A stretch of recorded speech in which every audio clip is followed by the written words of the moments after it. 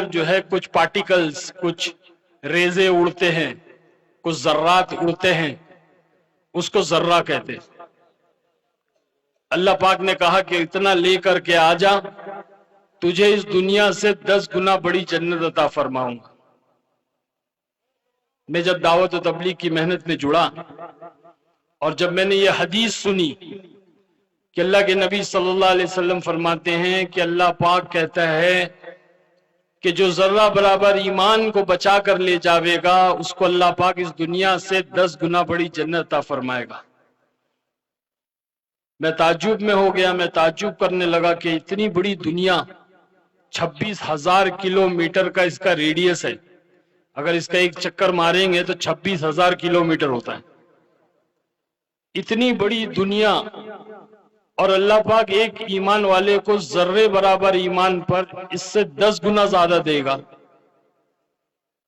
تو بات سمجھ میں نہیں آئی، کیونکہ ایمان کی کمزوری تھی، ایمان کی کوئی طاقت ہی نہیں تھی، ایمان کے اندر کوئی دم نہیں تھا۔ تو میں ہمیشہ سوچتا، یہ شروعات کے زمانے کی بات کر رہا ہوں، جب ایمان کمزور تھا، ایمان کی محنت میں نئے نئے جڑے تھے، تو مجھے تعجب ہوتا کہ 10 گنا بڑی جنت دے گا اللہ پاک۔ پھر ایک دفعہ میں اللہ کے راستے میں چل رہا تھا، تو ایک امیر صاحب نے جو ہے ایک عجیب بات بتلائی۔ روایت میں آتا ہے کہ جبرائیل علیہ السلام جو ہے وہ اللہ کی سب سے بڑی مخلوق ہے، تحت الثری میں کھڑے ہو جائیں تو عرش معلیٰ پر ان کا سر ہوتا ہے، اور عرش معلیٰ کہاں ہے؟ 7ویں آسمان کے اوپر، اور اس زمین سے لے کر کے پہلے آسمان کی دوری سائنسدان بتلاتے ہیں کہ اتنی دوری ہے کہ اگر ایک ہوائی جہاز یا راکٹ روشنی کی رفتار سے چھوڑا جائے، روشنی کی رفتار جو ہے سب سے زیادہ تیز رفتار ہوتی ہے اس دنیا کے اندر، جس کو انگریزی میں لائٹ سپیڈ کہتے ہیں۔ آپ نے یہاں پہ سوئچ آن کیا، یہاں بٹن دبایا، وہاں لائٹ جل جاتی ہے، چاہے کتنی دور ہو، پلک جھپکتے لائٹ جل جاتی ہے۔ یہ رفتار ہے روشنی کی، بجلی کی رفتار، یہ سب سے زیادہ رفتار ہے اس دنیا کے اندر۔ اس رفتار سے اگر ایک راکٹ آسمان کی طرف چھوڑا جائے اور وہ راکٹ 100 کروڑ سال تک چلتا رہے، کتنا بھائی؟ 100 کروڑ، یعنی 1 ارب سال تک چلتا رہے، تب بھی پہلے آسمان پر نہیں پہنچ سکتا۔ پہلا آسمان اتنی دوری پر ہے، اور اتنی ہی دوری پر ہے دوسرا آسمان، اور اتنی ہی دوری پہ پھر تیسرا آسمان، چوتھا، پانچواں، چھٹا اور ساتواں، اور 7ویں آسمان کے بعد میں جو ہے اللہ کا عرش بھی اتنی ہی دوری پر ہے۔ اور یہی حال زمین کا بھی ہے، پہلی زمین سے دوسری زمین کا جو فاصلہ ہے وہ اتنی ہی دوری پہ ہے جتنا پہلے آسمان کا اور دوسرے آسمان اور تیسرے آسمان کا فاصلہ ہے۔ تو اسی طرح اللہ نے 7 زمین بنائی ہے، اور تحت الثری اس کو کہتے ہیں جو 7ویں زمین کے نیچے ہے، اس کا بھی فاصلہ اتنا ہی ہے، دوری اتنی ہی ہے۔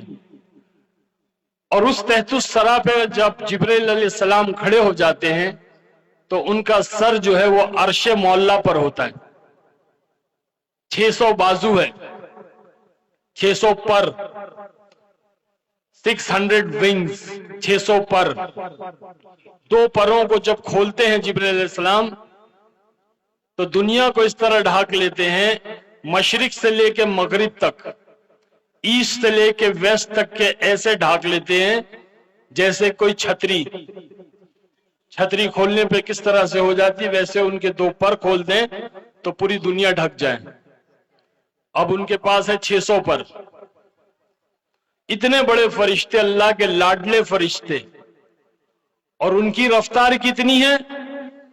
ہاں، جب حضور پاک صلی اللہ علیہ وسلم غزوہ احد میں جب اللہ کے نبی صلی اللہ علیہ وسلم کے دندان مبارک شہید ہوئے، جب اسلام کے دشمنوں نے اللہ کے نبی صلی اللہ علیہ وسلم کو مارا،